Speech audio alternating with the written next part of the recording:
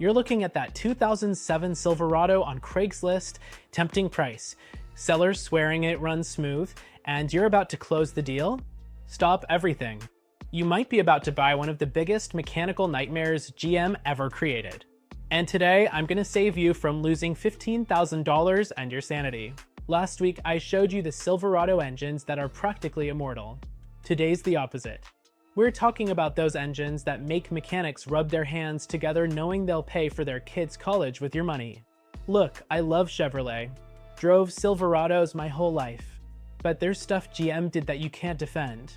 And before the fanboys come cursing me in the comments, remember, criticizing what you love is a sign of maturity.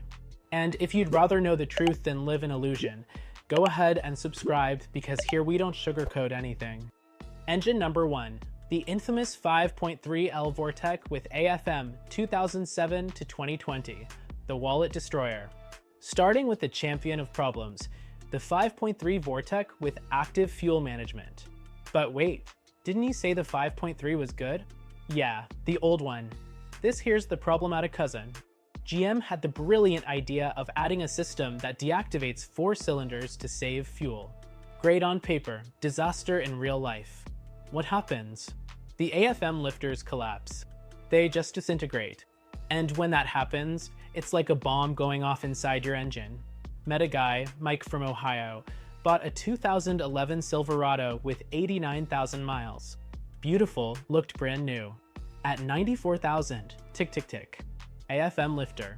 Quote, $6,000. He sold it to the junkyard for $2 grand. The worst part? GM knows about the problem. There were recalls, lawsuits, everything.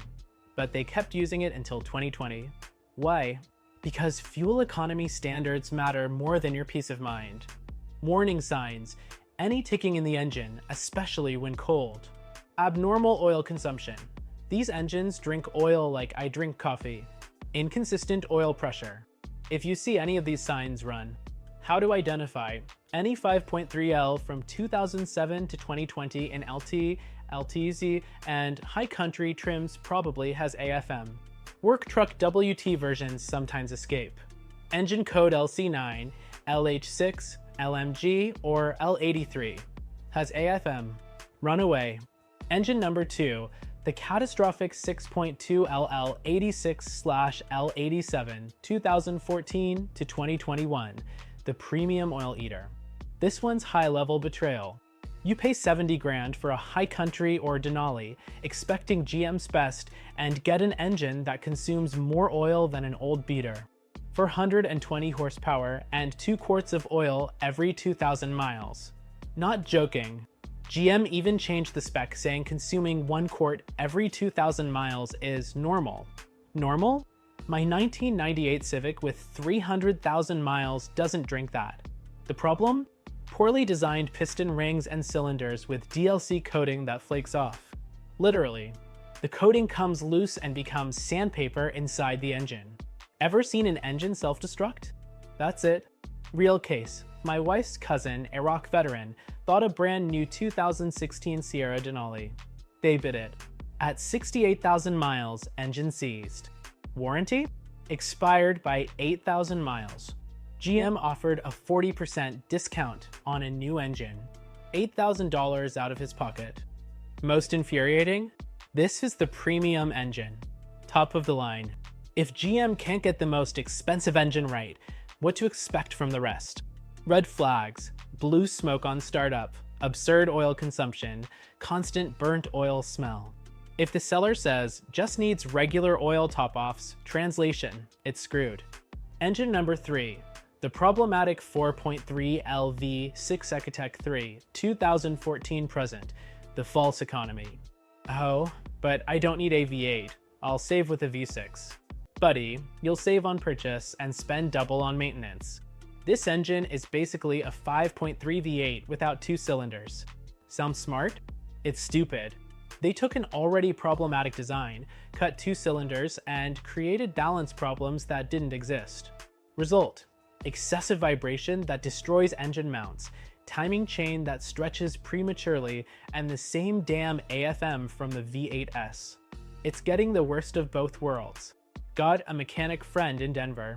He says, when a 4.3 Ecotech comes in, I clear the whole afternoon. There are so many problems you can't even prioritize. Injectors clogging, fuel pump failing, thermostat sticking. And the promised economy? Joke. In real life, it does almost the same as the 5.3, but with half the reliability and no resale value. A Silverado with V6 is worth 30% less than one with V8 in the used market. Do the math. Worst case I saw. Delivery company bought a fleet of 15 V6 Silverados 2015. In 3 years, all had serious engine problems. Sold them all at a loss and went back to Ford.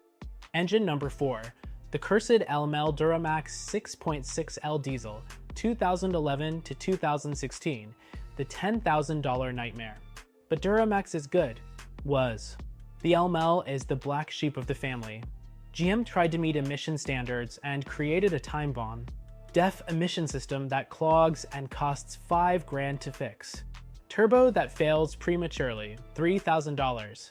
CP4 fuel pump that when it breaks, not if, when, sends metal shavings throughout the system. Total bill? $10,000 to $15,000. Meadow, Wyoming rancher bought a 2013 3500 LML for work. At 120,000 miles, CP4 pump exploded. Quote, $12,000.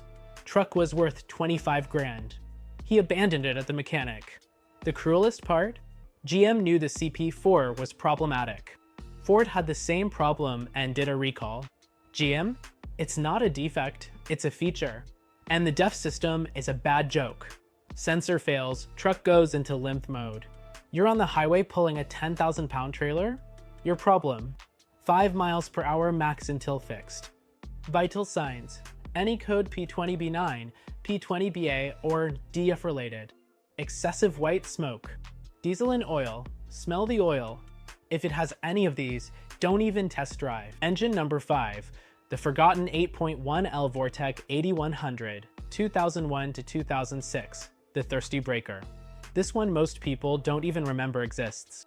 496 cubic inches, the biggest engine GM put in a light-duty pickup. Should be the king. It's the court jester. First, vampiric thirst for gas. 8 miles per gallon city if you're lucky. 10 highway with tailwind. But you expected that. The problem is besides drinking, it breaks. Valves that bend, head gasket that leaks, undersized cooling system that overheats pulling anything heavy. It's an 8.1 liter engine with a 5.7 radiator. Classic case, found a guy on a forum who loved the monstrous torque. Until the day he climbed a mountain pulling his boat. Overheated, warped head, $6,000 loss. Detail, he was doing everything right, but the cooling system simply can't handle it. And parts? Forget it. Anything for the 8.1 costs triple a normal small block. Water pump? $300. Head gasket? $150 each side. It's an engine for rich people who want to become poor. Worst, non-existent resale value. Saw a 2004 2500 HD with 8.1, 70,000 miles, being sold for the same price as one with 5.3 and 150,000 miles. Nobody wants it. Look at the irony. GM knows how to make good engines. They proved it for decades. But they decided quarterly profit is worth more than reputation. Every engine on this list is the result of cutting costs or meeting regulations without thinking about the consumer. AFM could be optional, but they made it standard. The cylinder coating could be better, but they saved pennies. The CP4 pump could be replaced, but contracts are contracts. And know what's most infuriating? They keep selling them. Today, right now, someone's signing 72-month financing to buy a problem with wheels. Want a Silverado? Great, I do too. But pre-2007 or post, 2021, new engine without AFM, always do pre-purchase inspection with independent mechanic, check recall history, and if they were done, compression test and oil analysis always. If seller refuses inspection, there's a bomb hidden.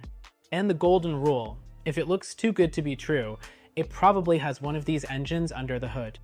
I know this video is gonna piss off a lot of people.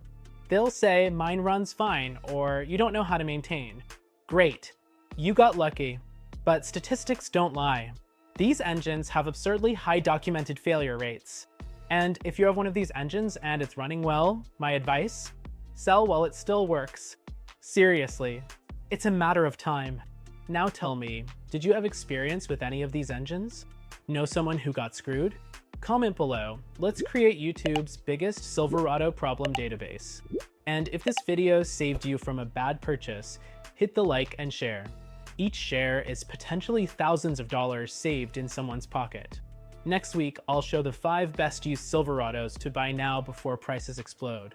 There's a 2004 that costs $8 grand and will be worth $20 grand in 2 years.